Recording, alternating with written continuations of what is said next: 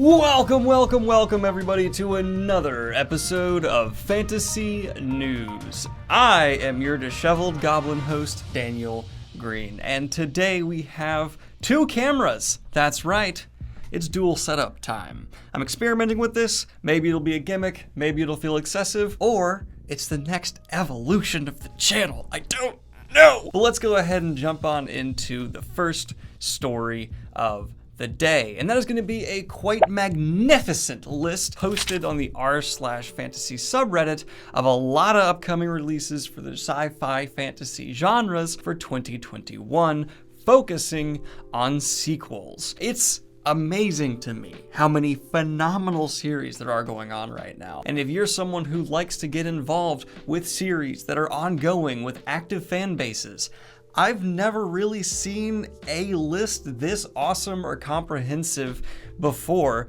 to go ahead and give a little looky-loo. So do so if you want to get an even bigger, wider TBR, though let's be honest, you already have a ton on there you meant to read. I know about that conversation you had with that one friend about how you're going to start that one series they liked. You have no intentions of actually doing that anytime soon. I know, because I'm in the same boat with like 90% of you. One final note though, not all of these dates are confirmed, so take these with a grain of salt. I'd say a rather large grain of salt, especially for later on down the roads, because, you know, authors don't tend to stick to deadlines super well. Pretty much every author I've interviewed and I've talked about deadlines with, they just said like, yeah, after a while, you just don't care. And a publisher puts a deadline out, and you're like, that's nice.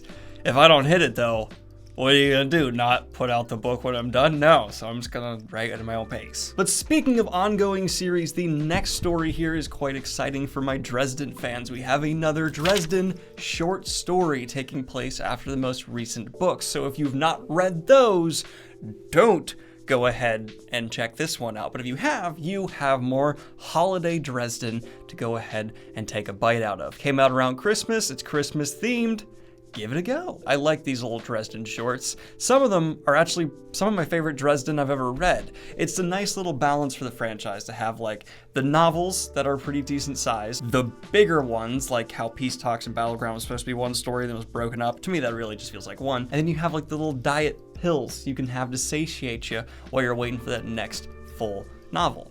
Dresden, give me another one soon. I know you just gave me 2 in 1 year, but Daddy needs more. And I can't talk about the big boys of fantasy without mentioning the fact that the What On Prime Twitter account released The Instrument, Our Bard, Gleeman, Thom Merrilin will be wielding within the Wheel of Time show, and they've made a change. It shall not be harps. Harps are lame, apparently, and instead it's going to be a little itty-bitty guitar. And I totally understand why they'd make this change. Like, it just fits, in my opinion, more on screen to have someone with a little tiny guitar than a little tiny harp. Harps aren't exactly, I don't know, it doesn't fit someone like Thom visually. I can make it work in the book in my brain, but I would be fine if they kept the harp, but I'm also just fine with them changing it to a guitar because, like, I don't know, that doesn't affect the show at a large whole thing. Of course, you had some people freaking out about this, but I saw quite a bit of just universal approval and people being like, yeah, that's the right call. It's cool. We don't really care about that. So that's nice. And it is a cool looking guitar.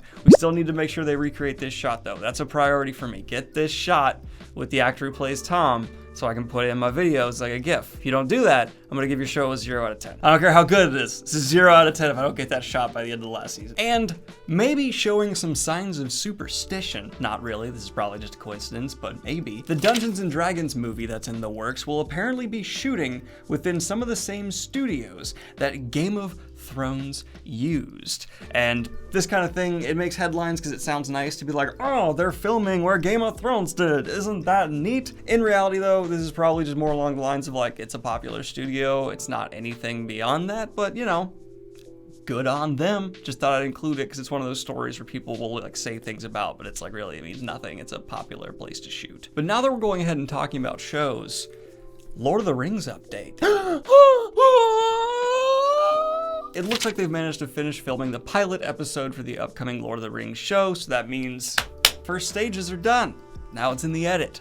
And as someone who edits videos, I can tell you, content is made in the edit. It's all about how well you put that thing together. You can even take like bad movies and re-edit them to be pretty decent. People on the internet have done that for like well-known bombs before. It's kind of up to the people behind the scenes now, and I have faith, partially because they've been given all the money in the world, but also because I'm sure they hired the best of the best. I am obviously most excited for the Wheel of Time show, but the Lord of the Rings show, I kind of feel like the most weight behind for some reason, because I know everyone who's a fantasy fan, even the people who are not Lord of the Rings fans, are going to watch this to just see what the result is. It's like this moment for the genre to see like, okay, was this TV show fad just a thing, or is it really the future of adaptation here? Obviously, some fantasy things will be better as movies, depending on the structure and how the story's done, but I'm saying in general, is it gonna be a long-term shift towards TV shows? And I think Lord of the Rings bears enough weight to be one of the flagships that does steer the current. That's all I'm saying. The Exorcist sequel over in the works at Blumhouse has signed on the director David Gordon Greene. Nice last name, but maybe add an E.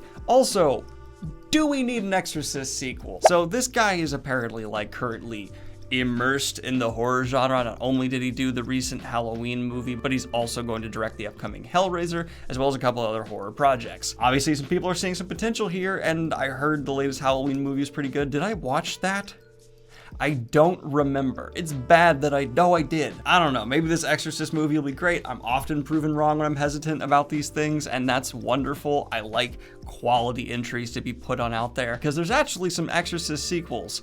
They're not great, but I enjoy them. They're kind of guilty pleasures, I guess you would say. Exorcist 3 is a step up from Exorcist 2, which is awful, and Exorcist 3 is actually like a good time to watch. It's pretty neat. And of course, we need to cover the latest updates for the Cyberpunk 2077 debacle of a release. Not only has it been removed from certain stores for not being playable on certain consoles, but now 2 law firms have claimed that the company CD Projekt Red broke securities laws, and they will be suing the company on behalf of shareholders. They are claiming statements made about Cyberpunk 2077 by CD Projekt Red were, quote, materially false and misleading. They go on to discuss how these bugs were well known before release and not discussed or disclosed to anyone who was purchasing the game on a current, not next gen, even though they're out, so they are the current gen. Yeah, it's confusing, you get what I'm saying. Consoles. I think all fans are disappointed to hear this, regardless of their playing experience. I haven't had many issues aside from some visual bugs here and there and occasional crashes, but I understand for people playing on older consoles, it's rough, and I would be mad too if I was in their shoes. There will be patches that come. I'm sure the game will be fixed. CD Projekt Red said they will be patching the game so that it is everything they promised, but that's not enough for a lot of people. Actually, delivering a game on release date that's complete doesn't seem like too much to ask. It's a situation where not everyone is furious at the company, some seem to be understanding. I'm not mad, I'm just disappointed. And I know that's cliche to say, but it's true. Do I hope these lawsuits are successful? Well, there have been returns made available for people who purchased on previous generation consoles, so I'm not too worried about them. It's about the investors in the company, and that's actually the heart of this lawsuit. I'll keep you posted and do the best I can here, but do please keep in mind, I am not a legally in the know person. I'm a YouTuber. So please, for this story and all stories, do research on your own. I'm a news aggregate. I've done my aggregation. We also had some news around the Three Body Problem franchise, a poisoning that happened, the show coming to Netflix, as well as a limited edition. I'm not really going to cover this though. I'm going to mention it's there. You can find it on your own if you'd like to, but for me, I'm just personally not comfortable promoting this author anymore due to the comments he has made around Muslims in China and several other things. The guy just has a track record that I don't support, and so this is just kind of me saying like, you're not going to be getting your Three Body Problem news from me here anymore. And I'm sorry about that. And in the final story we're going to cover here today, in a very sweet, made me happy and smile piece of news, the late actor James Doohan's ashes are actually aboard the ISS. Why, do you ask? Why are some of his ashes brought on there? Well, he was the actor behind Scotty in Star Trek, the original series. So it seems Scotty has finally got himself beamed up.